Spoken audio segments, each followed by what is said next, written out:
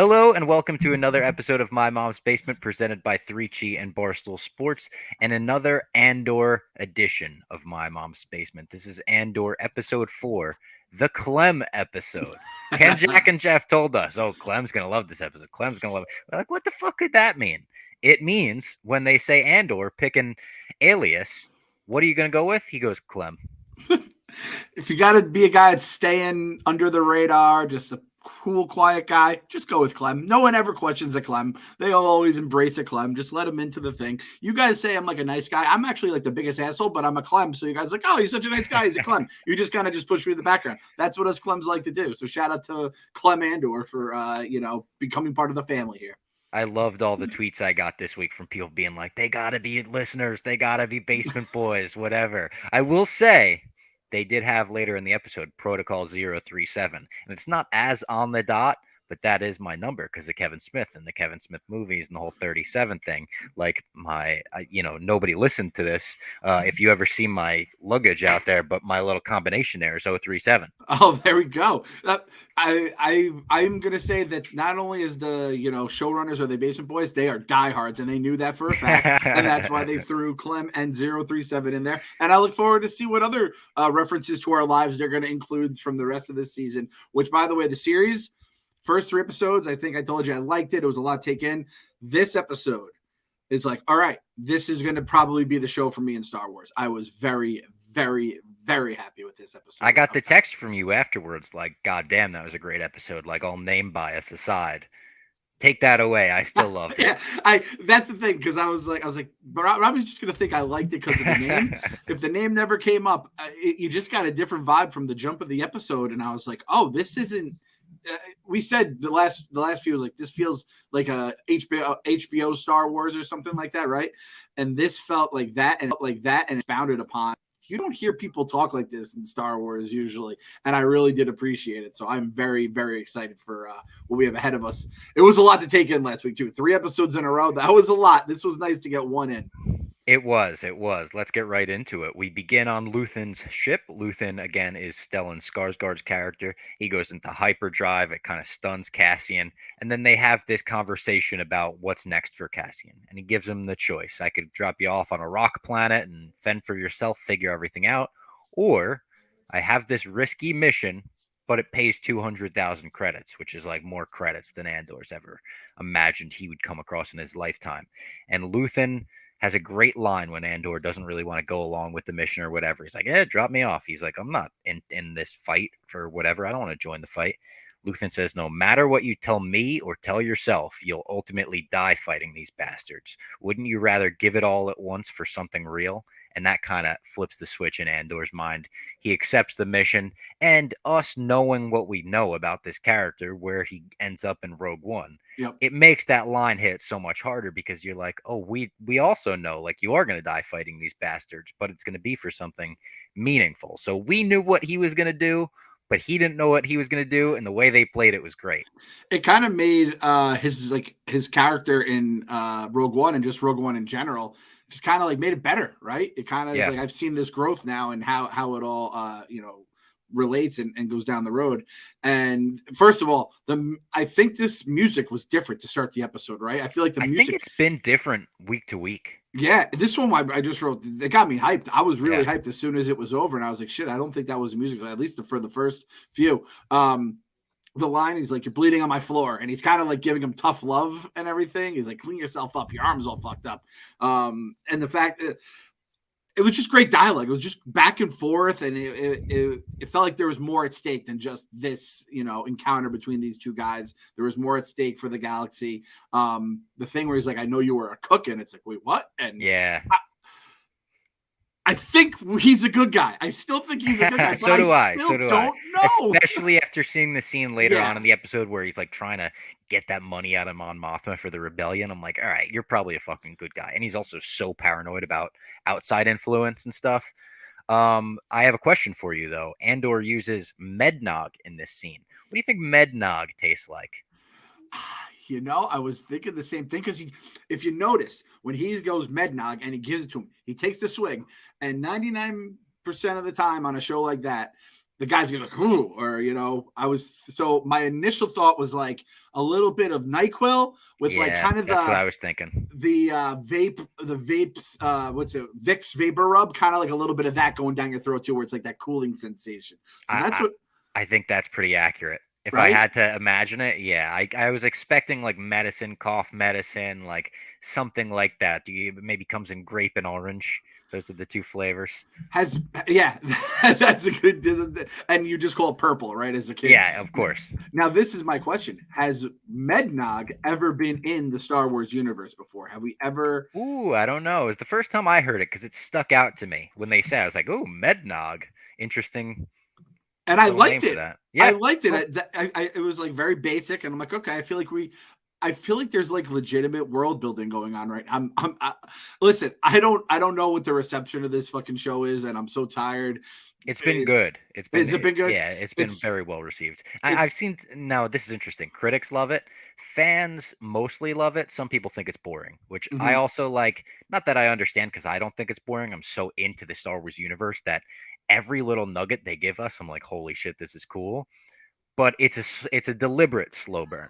Yeah, for me the first three episodes had boring moments. This one, I was completely engaged, and we said it. I don't know if we said it on text or on here, but there is some Thrones kind of stuff, and it's Yeah. politics, and it's people whose jobs and how it's going to impact other people, and there's people trying to move up the ladder, and that's exactly. I didn't even know if a Star Wars show could deliver on something like that because it's such an antiquated. It feels like you're turning a battleship in the ocean, trying to make any little change to the Star Wars universe, and I do feel like we have this here. So Mednog, it's nothing crazy, but it's like, all right, we added that in. It makes sense.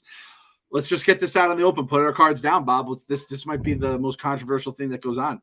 Eggnog, yay or nay for Bob Fox? I think we've talked about this before. I'm not sure I've ever had it. I tried it once because it was the same thing where I was like, "Oh, I've never had it. Let me try it once." I don't remember thinking it was gross or anything. So, like, I don't know. I think I would think it's gross though. I think you're a meh. You're a meh. I'm a You don't meh. know yet. Yeah. Yeah, I don't know. I I am a hard nay.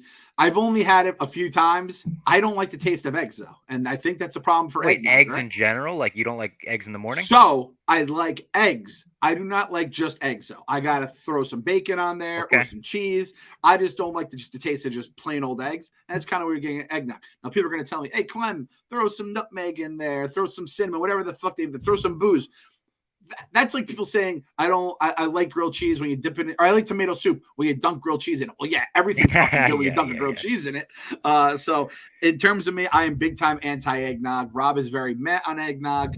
I think I think Smitty used to always call it elf cum and stuff like that. I think that's like That's a Smitty thing. that's very Smitty thing. Yeah. So that's where the Basement Boys stand. Mednog, however, I would love it if that was at fucking Disney in a few years in Star Wars Land. You get Oh yourself yeah. some Mednog. It's like for the adults that are hungover. Yeah. It's like Dude, liquid IV or something. oh, they have that at Costco. They have the free samples for like the liquid IVs that they have Yeah. now. It's your electrolytes go through the roof, and that shit tastes so good. That's basically what Mednog Yeah, I probably know. is. We were sponsored by that. I don't know. Barstool might have that as a sponsor still, Liquid IV. And the lemon lime they had, this isn't a sponsored podcast, was so fucking good that I would like. Obviously, I'm never coming to the office hungover, but I was drinking it every day just because it was better than water, in my opinion. I'm one of those guys who's not into water. Oh God, I could just not a water guy. I Bob. gotta put some Mio in it. I gotta do something to the water. Like the water here, there's a water here. I wouldn't even touch it. I've become a big water guy as I've gotten older. I wasn't a water guy prior I to your like age. I've Liquid become Death. They're my mom's basement sponsor. When yes. they send the things, when I crack a can of water, there's something different about it. They're also not a sponsor in this episode. Everyone's getting free ads on this episode. Let's talk about Andor. Let's move on with Andor. So I stop giving free ads out. He gets dropped off on Aldhani. That's the name of this planet under the name Clem. Like I said, Luthen tells him pick an alias for this mission that you're about to go on.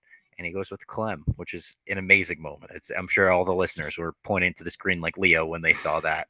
And spelled the same too. I Yeah. love that it was spelled CLEM. There's nothing different. I am canon in the Star Wars universe now. Speaking of Star Wars names, we meet Vel, right? And I kind of realized with this episode between Vel and Dedra, that the key to, I think, writing Star Wars names, at least for this writer, is taking normal names like Val and Deborah and just switching up one letter. Vel, Yes. Dedra. You know what I mean? Oh, what was the mom's name? Marva. Martha. Marva instead of Martha. Yeah. So Is that not what this writer did? Robbie Fox. This is why you guys tune in. No other podcasts are figuring out the writer's style and how he's naming his Star Wars characters. And again, Star Wars has some of the greatest names to characters, and they're super creative. This one, they're not taking chances. They're taking chances in a lot of other places. He's like, let's play this one close. I'm not. He's not throwing Lando Calrissian at him, right? No. He's just giving us the little ones. By the way, he'll give us Rab. Yeah. And he's like, listen, I'm not even gonna try to fuck with Clem. I'm just gonna keep it Clem, keep it basic here. He's like, we could do that. We did join the long take with Ken, Jack, and Gooch. So if anyone wants to listen to that, we drafted our Star Wars characters, and mine was straight up old man draft. It was the most. It was a fun draft though. That was a really funny episode of that. So check that out if you guys want to. It's on the Lights Camera Barstool YouTube channel. If you go in that, it's under the long take. I did ask, I think I mentioned this on the podcast at one point. I asked Michael Waldron, like, hey man, are you having a blast writing wild Star Wars names? Like, what's your take on it? And he said to me, he's like, you got to just write names where you go, yeah, I know this is ridiculous. Like, but that's what the universe is. Like, if you heard some of the Star Wars names for the first time, you would be like, what? That's a real character name? But that's Star Wars for you. If you heard all of the Star Wars names for the first time, even Luke Skywalker, it's like, all right, that's a little much right there. It's like, this is Babu Frick. And you're like, of course it is. Yeah. Obi-Wan Kenobi. It's everything is, but it's so perfect. And it's like, even the Max Rebo is a basic name. Yep. Still kind of a weird, funky name. That's everything has some funk on it. That's the one thing about Star Wars. It's got a little bit of funk in Star Wars. That's right. That woman was 70s, early 80s funk. Yes, exactly. What's the girl's name? That greets him? Vel. I was trying to figure out who she looked like. If you put Bradley Cooper in a blonde wig, I think there's some Bradley Cooper. You go back and watch it. That's what I wrote down. What? She looks like an actress, a different actress. I thought you were gonna say what I wrote. I got certain vibes from her. Not really her look. Her look a little bit, but more her personality. I got Sylvie vibes.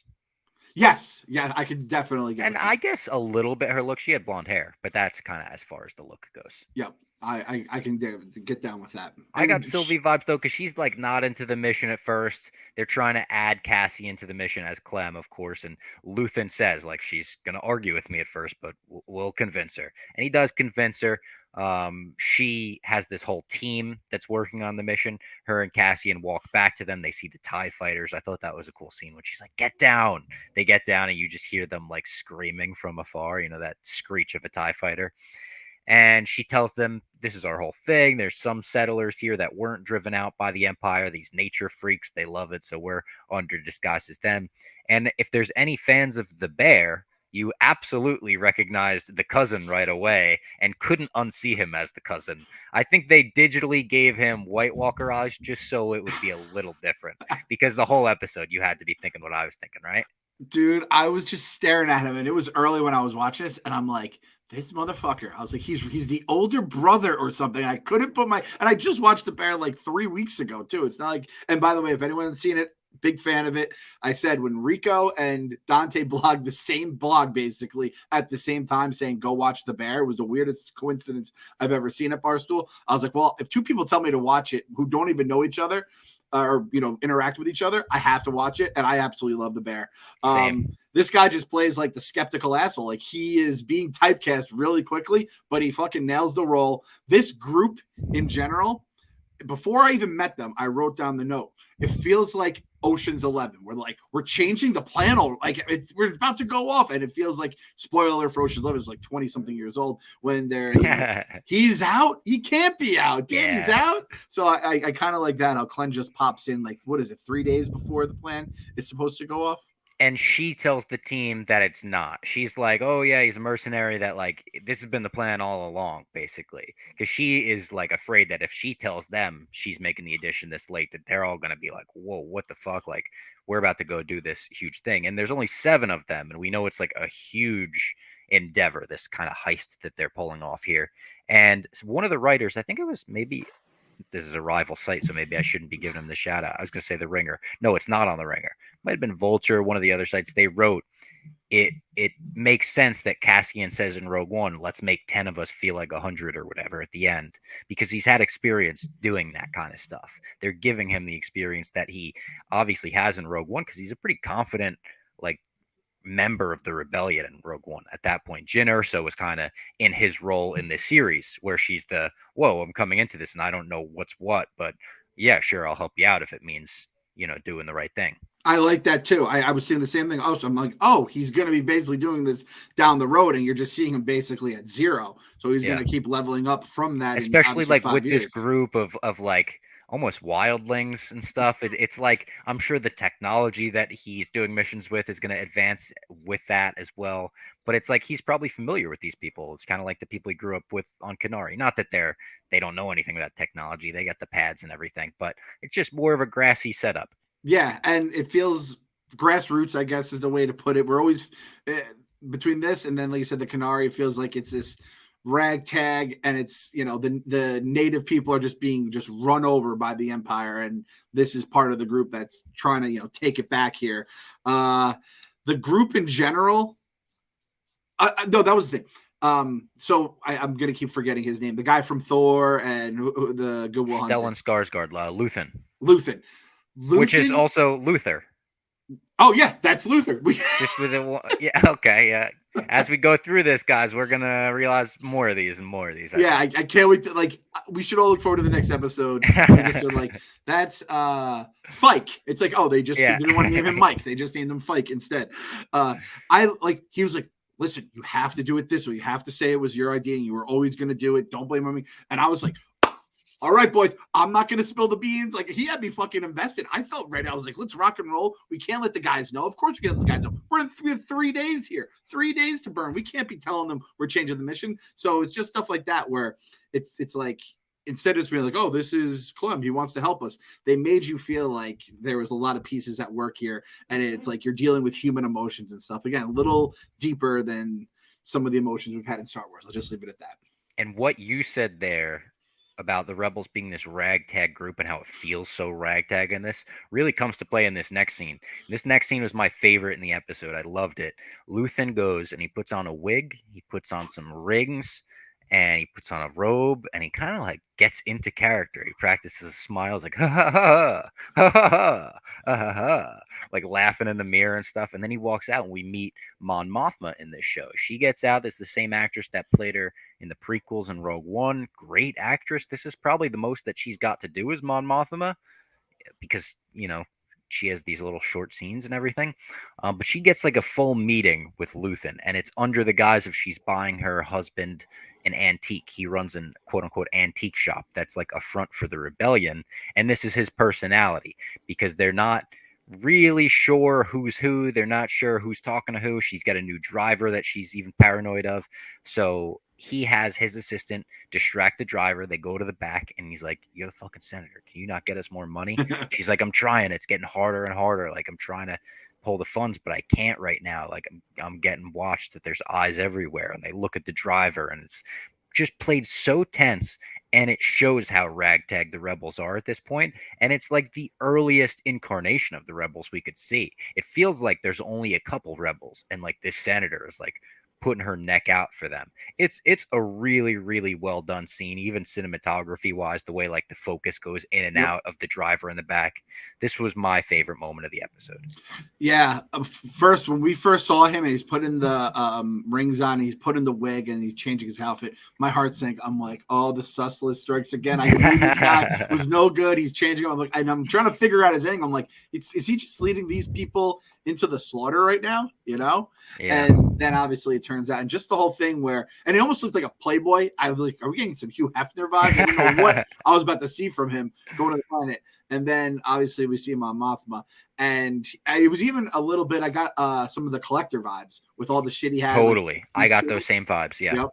And then, did you notice how Mon Mothma, she was talking? She's like, I have someone, and they're like talking about different people they know. And I'm like, this feels like one of those Star Wars where you're going to get one of those fan servicey kind of moments potentially. Whoever that person sort of did, and it makes me think Saw Gerrera, because we know he's going to be in the show. Could he be the one that she wants to add? And obviously, he's not Um, really like with the rebels at the end. He's helping the rebels, but in Rogue One, I think they said he was like a little too extremist, a little too extreme, and they were like, okay, chill out, dude.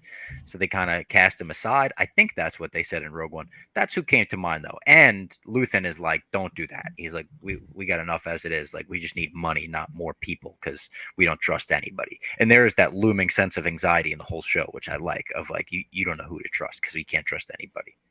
and we're gonna see some shit at some point. Those side-eyed looks and everything are gonna come back, and these people are gonna get torture, captured, torture, whatever it may be, or just have their plan blow up in their face because that's just kind of how the Star Wars world looks. But you said it perfectly. Like this rebellion that was like in full force by the time we got to meet it in A New Hope. It's just so funny seeing it in its infancy right now. It's crazy. Yeah. The way you said that almost sounded like when who was the quarterback? Cam, was it? That said, it's just so funny to hear a woman talking about lines. It's like, Cam. What did you do, dude? Was that Cam?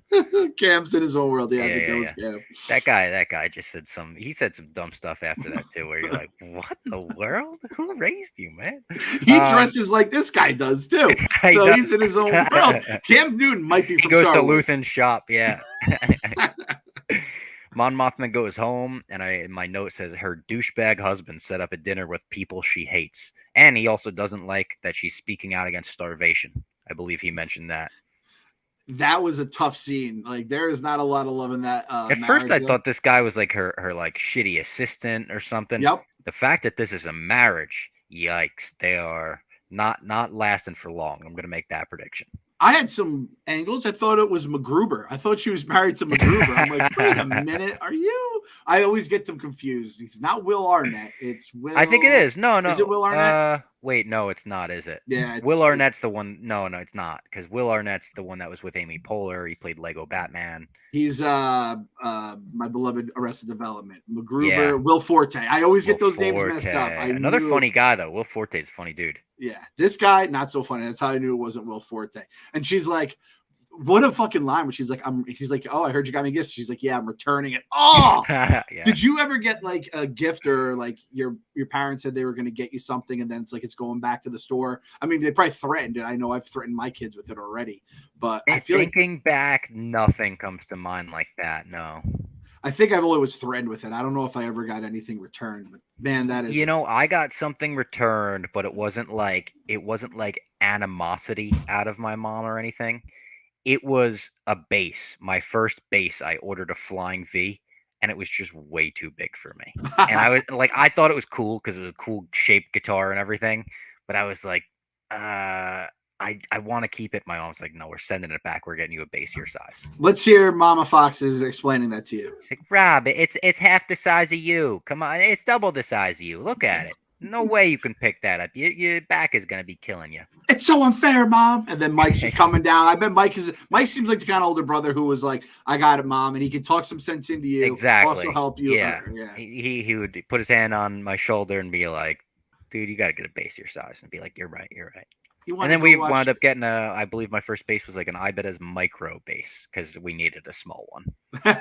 There we go. Mama knows best, as always, in case you guys didn't know that already. On Coruscant, we actually go back to Coruscant now. I love that. Yeah, we see just a great speech from one of the Imperial officers, one of the guys in charge, and they're talking about what they are, and he goes on this great tirade about we are healthcare providers. We find a germ and we eliminate it and whatever. The casting of all of these imps, amazing. Their faces, they're so original trilogy. There was one guy, he looked like so sucked out. He looked almost like Tarkin. He was talking to Dedra later. But we meet this girl, Dedra. She asks about the Starpath unit that was stolen on Ferrix. This is the one that Cassian was trying to sell to get off the planet. It belonged to her, or at least like she, her unit, her people, whatever. She's looking for it. She's told to knock it off, very much like Cyril Karn, who, by the way, now lives with his mother because him and all of his security officers got fired and shut down because the Imperials found out about what happened, and they were fucking, in the words of Frank the Tank, incompetent down there. So we need to go send them home. And he goes home to his mom. She smacks him in the face, and then she gives him a hug and takes him back in. but she is definitely on a collision course with him in my mind, where they're both being told, "Hey, no, don't look into this, don't look into this," and they're both getting more and more vicious with their actual vengeance towards Andor. Yeah, there's a little bit. They're jaded towards stuff. They're at the job and just the way everything is. Corporate reamings, didn't see that becoming like a thing in Star Wars. But again, my guy, the older dude who was kind of like, listen, just let it slide. This is exactly what happened. Yeah. They took a chunk of flesh off of him as well. He was Getting like, "But I wasn't even involved," and they're like, "Exactly." you fucking moron. There was the Dave Portnoy show had a couple of moments this week where it was like Dave's talking to an employee and the Oh employee just kept yeah, digging to something. You're just like, stop, man, you're just doing it worse. that was tough. If this is the way for any Barstool employees that are This watching. is the way. Nice. This is the way. This is the way you handle Dave if he's yelling at you.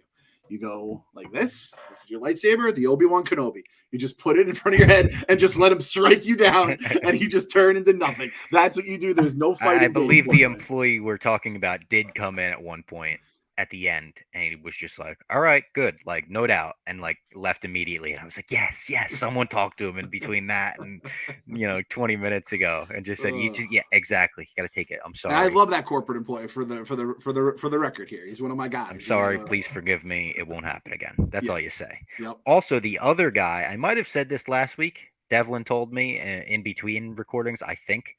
The other guy, not the corporate guy, but the one that was like kind of crazy, stocky dude. Yeah. Commissioner Gordon from the Batman, or not Gordon, the previous commissioner from the Batman before Gordon gets that job, where he walks in, he's like, "You got this freak in my crime scene," blah blah blah blah blah. He kind of has a high pitched voice in that. And I'll tell you this: we're going to Coruscant, back to Coruscant. The guy who's talking about germs. You know who that is? He's from Thrones, right? Yeah, Qyburn. He's Cersei's like personal maester or whatever that revives the mountain and does all that weird. Perfect casting to put him in an Imperial uniform in Star Wars. He is basically the bear from the cousin from the bear version of like Thrones version of that. So the fact they had them both in this, and that is how I like to think of the Empire. The Empire is like, listen, we're the Empire. We're motherfuckers. We're assholes. And these people that are, they're the germs. We're trying to eliminate them before it becomes like a full-blown disease or whatever. I liked everything about this goddamn map. We're talking quarterly reports, and I don't want to blow my brains out. That's how you know they did a good job with all this stuff. And also, you get to see like the dynamic of how the Empire underestimated the rebellion, because you have this lieutenant or whatever she is, Dedra, reporting to her leaders like, "Hey, I think this is like a string of rebel activity," and they're like, "Get the fuck out of here! You're crazy, woman! Get out of my office!" And it's like they didn't see any of it coming. That's how the rebels got to get to the level there that they were at by like A New Hope. It's almost a snowball effect, starting with Andor. It's showing us the beginning of that whole war. The way this show works is great. And there's also that other Lieutenant Blevin, who clearly doesn't like Dedra.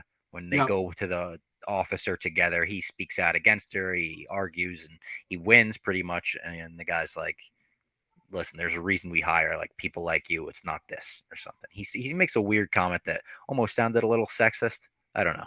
Yeah, there was a little edge to it for sure. And I mean, I am looking forward to next week's Andor more than most Star Wars, because we are building a story here where Mando was awesome, but it was like every week it was like, it was kind of it was there were episodes that were disconnected, right? Yeah, and that's fine. That's how they built the show. But for this, I want to see how this one builds up. And again, the way that they discussed everything, you just felt like they were really creating a world. And I know I always say I don't like going to the same old planets, but Coruscant's one of those places I can't get enough. I was always like, I've heard. We haven't been there a ton though either. Yeah. Like the only time I could think of in live action, other than the prequels, obviously, where it was like brought in and made famous, was Obi-Wan, right? That one scene, that one flashback scene with the de-aged Hayden.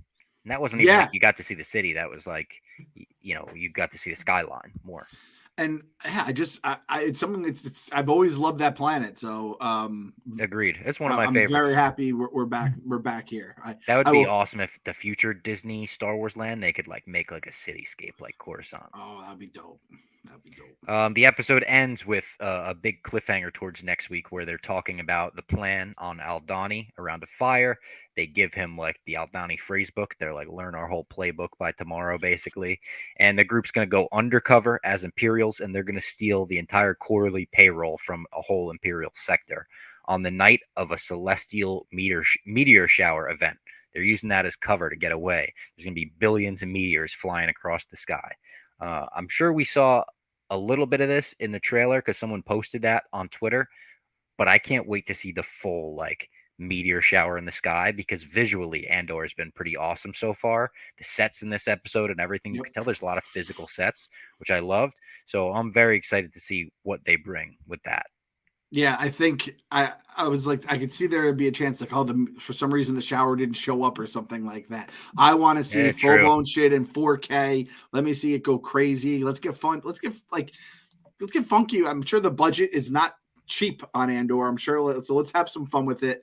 And like you said, even like just the TIE fighters flying by and hearing that screech, that was so fucking awesome, man. So I'd like to see what they have with this meteor shower as well. I hope we get a good visual of that.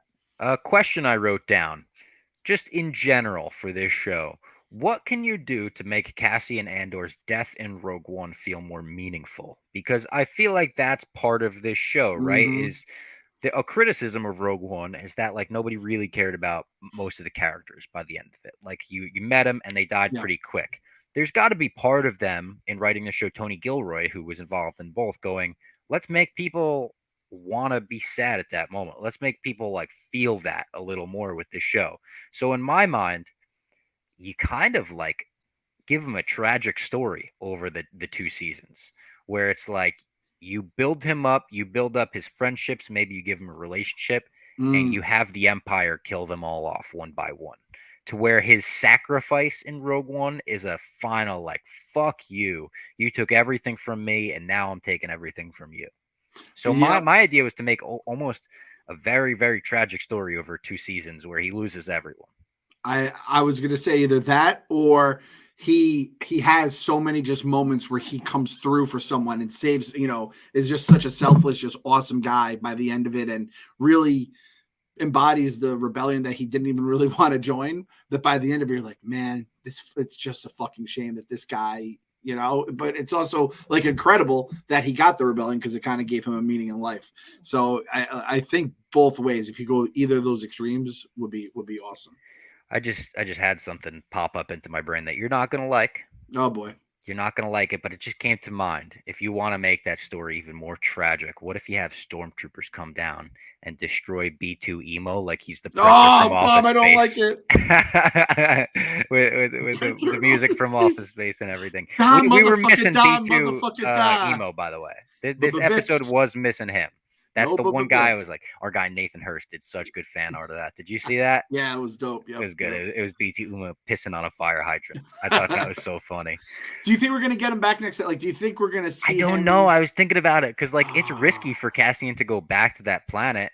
Is Marva gonna like go back to her like badass old ways that we saw in the flashback where she was like a scavenger and meet up with him somewhere? I feel like he needs to come back. You can't just give us Bix in only a couple episodes, right? Like, even her, like, she's got to come back at some point too. She was a great character. She has to go and bang on other planets. She's just looking at. Maybe it is that 3-episode arc thing though, like kind of like they did in Clone Wars. That's true. Maybe it's like every 3 is going to be one little arc, but I want them back already, which is it speaks to some good characters because we miss them for 40 minutes and we're like, all right, give them back. Yep. To give us a droid that good and he only gets, a little arc out of it, that would be truly tragic stuff right there. Tragic stuff. Not as tragic as getting murdered by a bunch of stormtroopers as the Ghetto Boys playing with but still tragic nonetheless. Speaking of tragic and speaking of Star Wars, Ocean's Calling, the festival that Pup Punk was supposed to play this weekend, got canceled. And we were obviously looking forward to it so much. Like this was a dream come true for us. And Mark Roberge from OAR, who put the whole festival together, me and him were texting back and forth. I said, hey man, I know like you put so much time and work into this. Like, I'm so sorry it got canceled. And he said, no, I'm so sorry for you guys. We'll do it next year or whatever. And then he sent me videos of the whole grounds being constructed, the stage we were going to play on, the main stage, which was massive. That was going to be Dave Matthews, Alanis Morissette, Young the Giant, like Cage the Elephant, like all these massive Lumineers, all these massive bands. And I said, Mark, I don't know if you're a Star Wars guy, but this is like sending me how beautiful Alderaan was before it got blown up. Like, I don't want to see this shit. Is he a Star Wars guy? Did he confirm anything? He just wrote back like, I feel that, man. I feel that. I was like, yeah. He's got kids, so he's probably a Star Wars guy. He is also right in that age range. Yeah, I was gonna say that is kind of who's not a Star Wars guy if you're like in your 40s to even like 60s. That whole like you have to know what Alderaan is. You saw the Death Star blow it up at some point in your childhood, more than likely.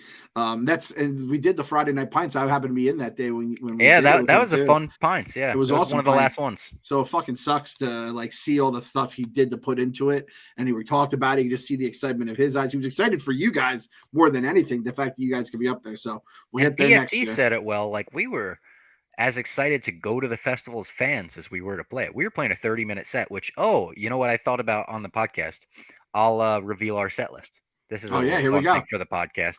And I'm not going to tweet it because maybe one day we'll actually play it. So everyone in the basement that listens to this, just shh and nobody talk. I tweeted a fake set list that had nice. It had, I said, here's what we were going to play. It had YYZ by Rush, an incredibly hard instrumental. We could never play that.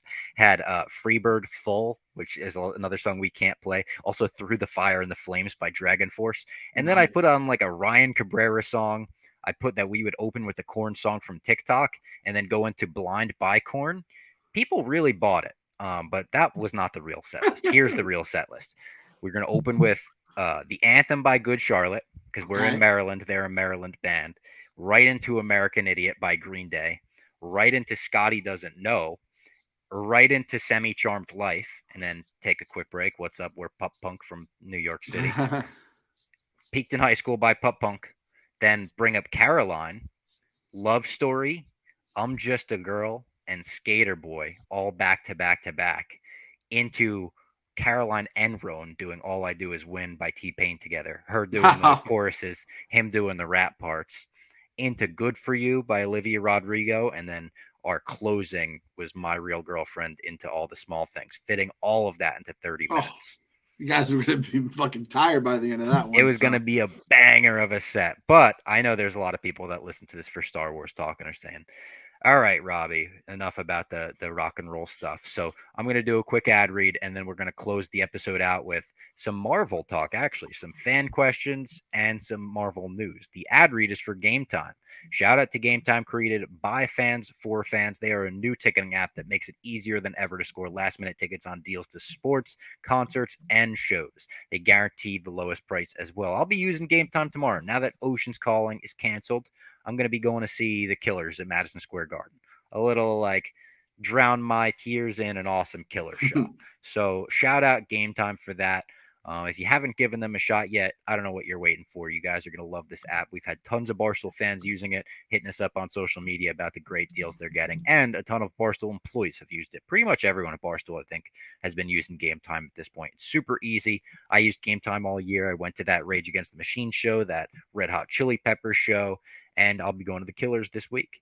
It's so easy to use, like I said, amazing deals. It's the fastest growing ticketing app in the US for a reason. So download the app, go to the account tab to create a login. It's in the top right corner, and then redeem the code BASEMENT for $20 off your first purchase. Terms apply. BASEMENT is the code. It's super easy to use. To redeem that code, it legit takes 5 seconds.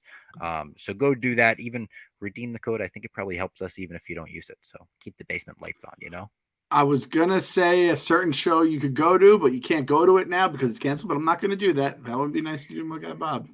Next year, you could do that. Next year, you can do that, right? Next year, you could get Ocean's Calling tickets, so yeah. Redeem it now. Save that credit for next year for Ocean's Calling. Yeah, we'll do it next year, yeah. Maybe in between this year and next year, they could book also like a reunited Oasis on the bill.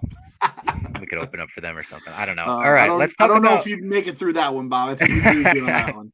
Let's talk about some Marvel stuff, because there was some big news this week, and we also got some questions about it. A question from loyal listener Logan DeWolf wrote in. And he said, thoughts on Hugh Jackman reprising the role of Wolverine? Does it ruin Logan? I don't think so, because there's no one else who can do the character justice in this Deadpool movie. So if you're not aware, this is a confirmed thing. Hugh Jackman is going to be reprising the role of Logan/Wolverine for Deadpool 3. This was revealed this week by Ryan Reynolds. He put out a video that was so casual. He was like, sitting on his couch. He's like, I'm so sorry we missed D23. I just don't have any ideas for Deadpool 3. And it's classic, like Ryan Reynolds style humor throughout the entire thing. He's narrating it, self aware. He's doing like workouts and everything. And then he goes, but I have one idea. He turns around. Hugh Jackman walks behind him, eating an apple or something. He's like, hey, Hugh, you want to play Wolverine one more time? And he's like, sure. And he goes upstairs and he's like, pretty cool, huh? And then they put out another video the next day where they're like, here's how it's going to work. Like, we know you're concerned about Logan. It's not going to affect that because Logan takes place in 2029 and this takes place before that. So everyone chill out on that front. And then it just like has a Wham song come in over it and you can't hear what they're saying. I'll throw to you, Clem. How do you feel about this as the resident X-Men guy? I loved it. I was nerding the fuck out, fanboying out, whatever you want to call it. This is the thing, we talked about this in our D23 recap as well, that a bunch of people told us the Disney or Marvel, whatever you want to call it, cannot recast Marvel characters until 2025, or else they apparently have to pay all the actors that were playing those characters a ton of money, right, from the Fox contracts. So because of that, they basically have to keep the same actors or just not have the X-Men. X-Men is better than no X-Men in my mind. That's the first thing. Second thing, this Hugh Jackman, Ryan Reynolds, they've coexisted in the same world. They're in the same universe. This Deadpool movie, I don't think people realize, doesn't have to be in Earth 616, right? It could be in its own this universe. Whole movie could be, I think they initially said, like, before they knew if it was going to be MCU or not, and if they were going to get to use any of those characters, it was going to be a road trip movie with Wolverine and Deadpool. What if it's a road trip through the multiverse and they wind up in the MCU at the end? Like, Deadpool's also the perfect character where he can look at the screen and be like, I know this doesn't really line up timeline wise, but like, just go with it, man. We're making a movie. Like, he's the fourth wall breaking character. Like, he can make a joke about it that makes sense immediately. And also, like, he can kind of make a joke and introduce Logan to the MCU in that way. Like, there's so many possibilities here. I'm with you. I'm waiting and seeing and saying, like, yeah, X-Men is better than no X-Men. That's a beautiful sentiment that you stated there. But it is like a little bit with Hugh Jackman, where he has said, this is the last time I'm playing Wolverine so many times at this point. It's like Ric Flair retiring from wrestling. I was going to say the same thing. This is the Ric Flair of Marvel characters. But it's like Daniel Craig and James Bond. He did the exact same thing. Like, his last, like, 5 James Bond movies. He might have 5. His last 5, he said, this is my last time. Hugh Jackman said, please stop casting me in these goddamn things. Well, I did think, like, the guy's got to be like, I got to fucking get in Wolverine shape again? Like, you got to be kidding me. True. That sucks. I'm eating good. That sucks. This is the other thing, too. I'm an X-Men guy. Wolverine was my favorite character. So those two things in particular, I'm just going to be very happy that he is going to be in this movie. Deadpool is probably my favorite non-Avengers movie. And by I mean the last 2 Avengers movies that are like 2 of my favorite movies ever. I fucking love Deadpool. Deadpool and Hugh Jackman as Wolverine, or basically anyone as Wolverine, just put them 2 on the screen. You like Deadpool 2 too? I didn't like it as much as Deadpool 1. I liked it, but yeah, I didn't like it as much. Yeah, Deadpool 1. Deadpool 1 is one of my favorite superhero movies ever. Again, it's so good. Avengers and Guardians. It's so grounded and like rewatchable. The scene in the place with the old blind lady where he's got the little hand on the face. Yeah. Oh my god, that shit's so funny. And it's so smart. It's like, it's funny, but there's like so many smart things, the way they tie things together, like this in the beginning, the credits, the slow motion, and then you see the entire car thing and the car fight and how it goes down. And even the marketing, the way they've marketed Deadpool 1 and 2, I remember was absolutely like incredible. They had these billboards, or the Bob Ross, yeah. It was the Bob Ross painting. Remember, he was doing that. Yeah. There's just so many fun things. And even I remember there was a billboard that had a skull emoji, a poo emoji, and an L. And it was Deadpool. That was pretty good. So that kind of creative shit, I said this, Fox couldn't screw up Deadpool as long as Disney allows him to be Deadpool, which is basically curse and, be a rated R character. I feel like, just make Ryan Reynolds very involved, because it's one and the same at this point. Like, Ryan Reynolds is one of those actors that kind of plays the same role in every movie, and it's awesome. Like, I'm not hating on him for it. I love Ryan Reynolds. Yeah. But he's kind of dude from Free Guy and everything. Yeah, that's exactly it. He's been Van Wilder since he was Van Wilder. Yeah, right? Yeah. And they said it in the announcement. Thank you, Kevin Feige. We love you, Kevin Feige. Like, Yeah. Kevin Feige is going to tell whatever bigwigs at Disney, listen, just let these guys cook. It's going to be a little extreme. They've already started pushing the boundaries. There's some mature content on Disney Plus. They're trying to loosen up the MCU a little bit. So 10 out of 10, and it came out of nowhere. But I saw your tweet where it was like Deadpool, Wolverine, and Deadpool 3, and I couldn't see the tweet you retweeted, and I was like, huh. I wonder where he got this from. And then it's literally out of the mouths of Ryan Reynolds and Hugh Jackman. And he had a great, I think his caption was like, it was hard to keep my mouth sewn shut about this one. Like, again, you're harkening back to a different Deadpool, it was a Deadpool movie, but Deadpool character. In X-Men Origins Wolverine, like it all tied back. It's good stuff. And also just a poster hack. I said this to Jeff D. Lowe. You put the 3 claw marks over anything. I saw that and I said out loud, that's an awesome poster. And then I realized like it's the most low effort poster they could have gone with. It's the Deadpool logo with 3 claw marks. And I'm like, I don't care. It's awesome. I said it's so simple, so basic, but at the same point, it is Deadpool 3 as well, which kind of really bangs it home on multiple levels. So you forget the 3 claw, that was all over comic books back in the day. So great. I probably have about 100 in my attic right now, and they have the claw marks on them somewhere. This next news item, I don't have much to say about because we've heard so little about it, but it came out right before we started recording that Armor Wars has been made into a movie. It was developed as a series. Now it will be coming out as a movie. Don Cheadle, great actor, but I don't know anything about this movie. I'm excited for it, of course. I think the idea of, the government going after all of Tony Stark's technology in the wake of his death is very interesting. And his friends kind of stepping in to be like, whoa, we got to like make sure that it doesn't fall into the wrong hands. You bring Ironheart into it, I'm sure, because she's, the Tony Stark not protege, but fan that is inspired by him. I think it sounds cool. I'm happier to devote, again, this is also like a work thing. It's a work and a viewer thing. I'd rather devote 2 hours, hour, whatever, it's going to be hour 45 to Armor Wars instead of, half hour or whatever for 10 weeks, like 5 hours a week. I wasn't like super excited for it to start with. So the fact is just, hey, go in the movie theater, see it. If it's good, it's good. If it sucks, it was 2 hours of your life. You got some popcorn out of the deal. Everyone's happy. So that's kind of how I felt about it. Let me ask this. That could make you excited about it. I don't want to get your hopes up too high. Upgraded to movie. Do they get a little Tony Stark cameo in terms of like it's Armor Wars? Do they go back and find, archived footage of Tony showing the armor? But it's like actually new footage that Robert Downey Jr. films just for this. My dog Tony Stark being back on the screen would be very nice. I'm just going to put it out there right now. I don't think I could handle seeing Morgan Stark. I don't think. I don't know if I could definitely be in this. Oh, I can't do it, Bob. Definitely. And also the girl that you don't love, Gwyneth Paltrow. She'll probably be in this. Now she'll forget that she's in it a year later. If you tell me Gwyneth, before I go, I'm going on IMDb, and if I see Gwyneth Paltrow's big stupid face on the list of the cast, I am not going. Morgan Stark, I will go. I swear to God, if she's fucking eating a cheeseburger too, I am like leaving in tears. I just can't handle it. Yeah, her and Favreau, like cheers and cheeseburgers. Do you think we get happy? I feel like we get happy. Yeah. I think definitely. Wars. Yeah, I think definitely. Also, like, wasn't Happy kind of not responsible, but he was overseeing the move where Vulture started stealing Tony Stark's shit. Yeah, that's true. Happy, I think, has a lot of like fucked up a little bit here and there, but we love him nonetheless. But yeah, he's like Turtle or something. It's like you can't not like have Happy around. The final thing I want to talk to you about on this podcast, a news item that I also saw right before we started recording. I don't know if you saw this. I assume maybe you did. William Hurt, who unfortunately passed away, played Thunderbolt Ross in the MCU. They're talking about recasting him for the Thunderbolts movie.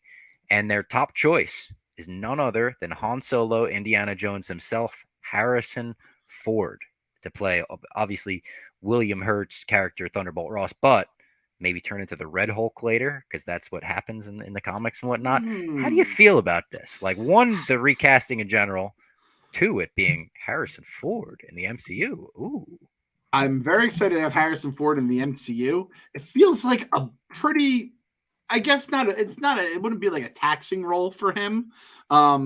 He's 80 years old though, Bob. At what point? Like, I know, I was sort of thinking that, like, it's not like he looks a ton like William Hurt. Like I could see it in terms of you could buy that recasting Yeah. or whatever, but I don't know. You can't see him as like the Red Hulk. Like you can't see Harrison Ford doing motion capture like the Red Hulk and whatever. Like I could see him as the grumpy Thunderbolt Ross who's always trying to like arrest Avengers and shit.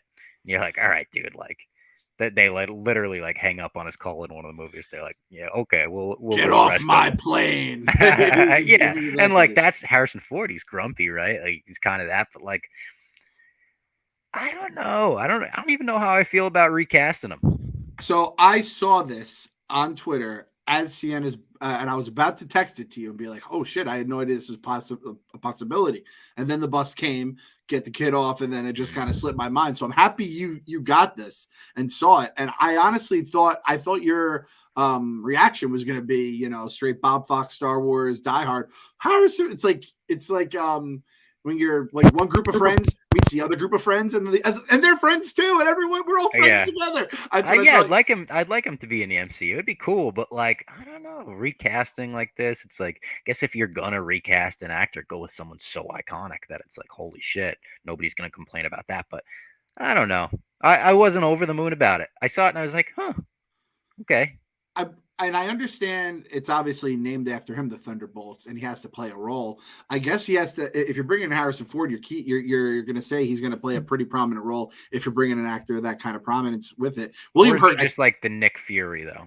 Like is he yeah, prominent in terms of the story, but not in terms of the screen time? yeah, like 1 minute of screen time total for like every 5 years or so. And then the other thing is, I guess Julia Louis Dreyfus, or our girl Elaine, she's playing either they can't really use her to fill that void, right, in terms of She's her on the character. poster though, so it's like, why can't she? Unless if the rumors of this casting came out and they have her there, they thought of that, right? It's on the whiteboard. Our boy Flaggy had to erase some stuff. He's connecting some dots here, and there might be a thing where there's a power struggle where there needs to be a Yeah. Thunderbolt Ross and one that carries some cachet that Harrison Ford could fill And to then maybe have she her play like off. takes that role right away. Like in one movie, she kind of like usurps him and she's the new leader or something like that. And like, Yep. not to be insensitive, but maybe you kill Thunderbolt Ross off in the MCU itself. They're killing everyone else off in the MCU. That's like my thing at the end of every, I feel like, recap we do. I'm like, I don't think they had to kill that villain off. So, like, Yeah. if the one time they don't kill off the villain is after the actor that played him died, it would feel kind of weird. But in the Feige we trust. In Feige, we trust indeed. And this was an Andor recap, though. So if you like the Andor recaps, make sure you like and subscribe below. Come back next week for another Andor recap. And how about this for the comments this week? One, give us your opinion on the recasting. Do you like the Thunderbolt Ross recasting of Harrison Ford and whatnot? And two, what planet would you like to revisit in Andor next? I like We that. got Coruscant. We know you don't want to see Tatooine, so give us the other answer Anything below. but that. Please. Thank you to 3Chi and Game Time for sponsoring the podcast, and we'll talk to you guys next week.